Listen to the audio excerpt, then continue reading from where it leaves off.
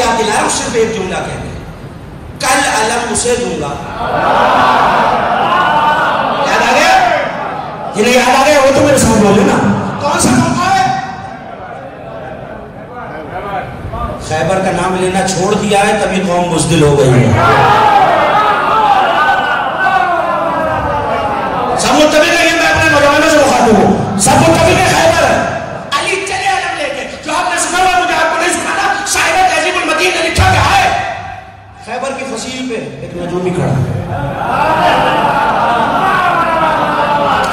علی علم گاڑ ہے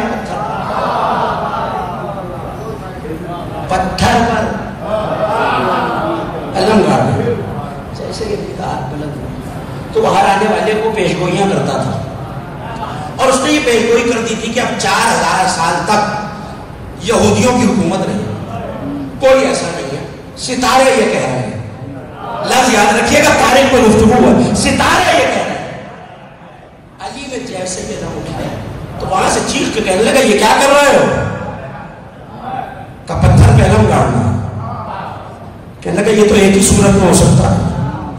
اب مجھے تفصیل میں اور آپ کو علم فلکیات میں نہیں الجھانا کہ ایک خاص ستارہ جب ایک خاص تالے میں ہوتا ہے تب یہ ہو سکتا ہے کہ پتھر موم ہو جائے اور علم گڑ جائے پتھر میں.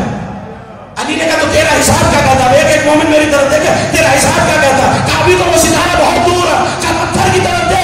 علی نے پتھر میں علم گاڑا، اس نے چیخ مار کے کہا یہ ستارہ واپس کیسے آیا؟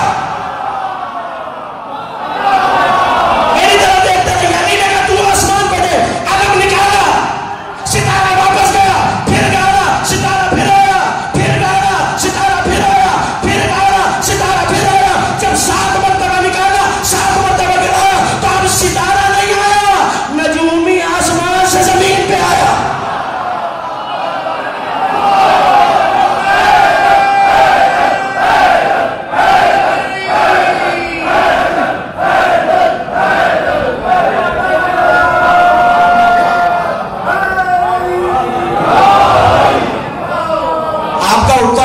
خطیب کی نہیں، خطیب کی تائید ہوتا.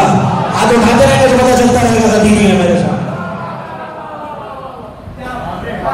پھر گیا، پھر واپس آیا، پھر گیا، پھر واپس آیا.